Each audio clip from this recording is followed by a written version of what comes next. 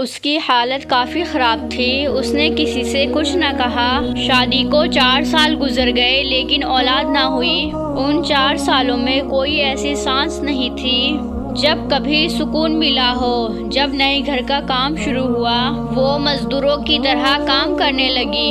دن بھر سب کے لیے کھانا بناتی، کبھی اینٹیں اٹھا کر دیتی تو کبھی مٹی اٹھا کر دے رہی ہوتی۔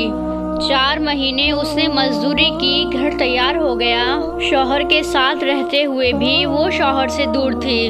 شوہر اس سے دور رہنے لگا۔ دن کی دوری سے رات کی دوریاں بھی بڑھ گئی۔ اولاد نہ ہونے کے طعنے ملنے لگے۔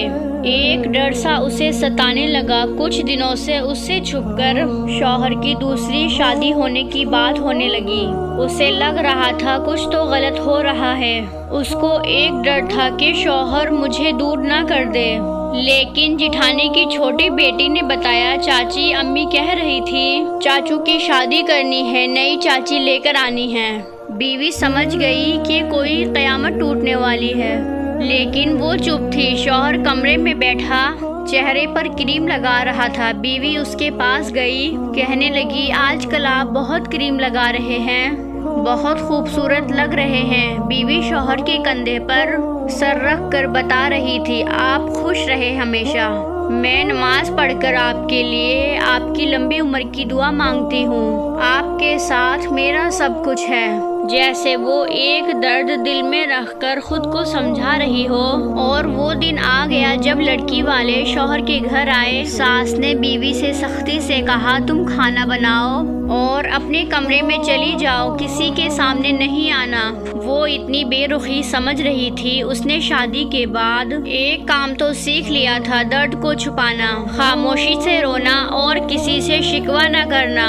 وہ واپس پلٹ کر جاتی تو وہاں سوتیلی ماں تھی، وہ اسے قبول نہ کرتی۔ اور یہاں شوہر کی شادی تھی، وہ کبھی بھی دھکے دے کر نکال سکتا تھا۔ شوہر کا رشتہ ہوا، کچھ دنوں میں ہی دوسری بیوی کو لے آئے، جس کمرے میں وہ شوہر کے ساتھ رہتی تھی۔ آج اس کمرے میں شوہر کی باہوں میں کوئی اور تھی۔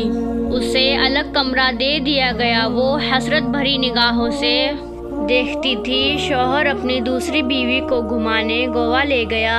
وہ بہت خوش تھا، لیکن ایک درد اس کی بیوی کو اندر سے کھائے جا رہا تھا۔ گھر کے سارے کام، دن بھر کی تھکن، رات کی تنہائیاں۔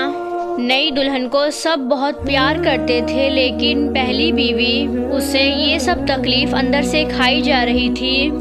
ایک کونے میں پڑی، شاید موت کے قریب آ گئی۔ اور پھر ایک رات وہ کمرے میں سوئی تھی، شاید آج وہ درد نہ برداشت کر پا رہی تھی۔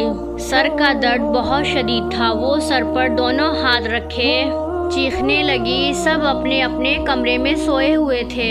درد اتنا شدید تھا کہ برداشت نہ کر پائی۔ وہ شوہر کو آوازیں دیتی رہی، لیکن شوہر دوسری بیوی کی باہوں میں سو رہا تھا۔ وہ زمین پر گر گئی، تڑپنے لگی۔ اس نے نہ جانے کتنی آوازیں دی، آخر وہ سکون کی نیند سو گئی۔ وہ دنیا چھوڑ گئی۔ صبح ساس گالیاں دے رہی تھی، کمینی آج بھی نہیں اٹھی۔ ناشتہ بنانے کے لیے شوہر نے آواز دی، امی میری بیوی سے کہو ہمارا ناشتہ ہمارے کمرے میں بھیج دے۔ ماں نے گالی دیتے ہوئے کہا، وہ منحوس ابھی تک سوئی ہوئی ہے، آج اسے سونے دو، آج اس کے کمرے میں کوئی بھی نہ جائے۔ دوپہر کا وقت ہو رہا تھا، سب اپنے اپنے کاموں میں بزی تھے، لیکن بیوی ابھی تک کمرے سے باہر نہیں آئی تھی۔ آخر ساس اس کے کمرے میں گئی، دیکھا بیوی الٹے منہ زمین پر پڑی ہوئی ہے۔ ساس نے شور مچایا، سب جمع ہو گئے، دیکھا وہ اکڑ چکی تھی۔ اس کی میت کو چارپائی پر رکھا، اس کے آنسو ابھی تک آنکھوں میں تھے۔ اچانک سے کیسے مر گئی؟ ان لوگوں نے اسے دفنا دیا، جنازہ ہوا تو کوئی بھی نہ رویا تھا۔ ایک دن اس کے کمرے کی دوسری بیوی صفائی کر رہی تھی، اس نے دیکھا کچھ رپورٹ اور کچھ دوائیاں تھی۔ وہ دیکھ کر حیران ہو گئی کہ اس کو برین ٹیومر تھا، نہ جانے کب سے وہ یہ درد سہ رہی تھی۔ ایک ڈائری بھی تھی جس پہ وہ اپنے درد لکھتی تھی۔ اس کی ڈائری کے کچھ الفاظ میں آپ کو پڑھ کر سناتی ہوں۔ شوہر مجھ سے روٹھا روٹھا رہتا ہے، میری طرف دیکھتا ہی نہیں، آج میں نے سارا دن مزدوری کی، شوہر نے مجھے ٹھنڈا پانی پلایا، آج میں بہت خوش ہوں۔ شوہر کہتا ہے کہ میں بہت اچھی ہوں، لیکن پتہ نہیں پھر بھی کیوں مجھ سے دور رہتا ہے۔ آج میں اس کے لیے تیار ہوئی، خود کو سجایا تھا، لیکن پاگل نے ایک بار بھی میری طرف نہیں دیکھا۔ پھر میں غصہ بھی نہیں ہوئی، وہ بہت ڈانٹتا ہے، مجھے جان لیوا بیماری ہے، لیکن میں شوہر کو نہیں بتاؤں گی، وہ پریشان ہو جائیں گے۔ ہمارا گھر بن کر تیار ہو گیا، میں نے اپنا کمرہ بہت سجایا۔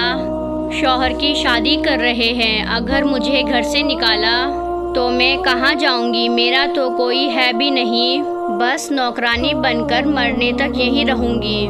شوہر اپنی دلہن سے بہت پیار کرتا ہے، اسے موموز لا کر دیے، میں نے کہا مجھے بھی لا کر دو۔ وہ مجھے کہنے لگا تم جا کر برتن صاف کرو اور میرا دماغ مت خراب کرو، بس میں نے موموز ہی تو مانگے تھے۔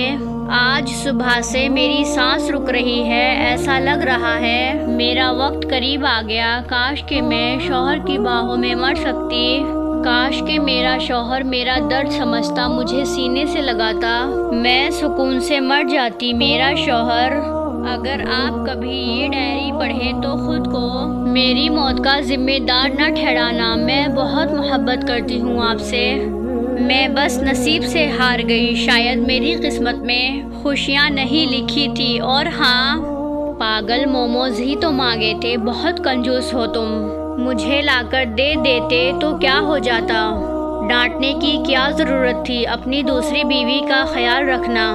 میں تو نہیں ہوں گی، جب آپ کے یہاں اولاد ہوگی تو میری قبر پر ضرور آنا، مجھے بہت درد ہو رہا ہے، اب لکھا نہیں جا رہا ہے، میرا دل کر رہا ہے آپ کے پاس آ جاؤں، لیکن کے بعد سب کچھ ادھورا رہ گیا، بیوی مر گئی، شوہر ڈائری پڑھ کر بہت رویا، لیکن اب رونے کا کیا فائدہ، وہ بیچاری نہ جانے کتنی روتی تھی۔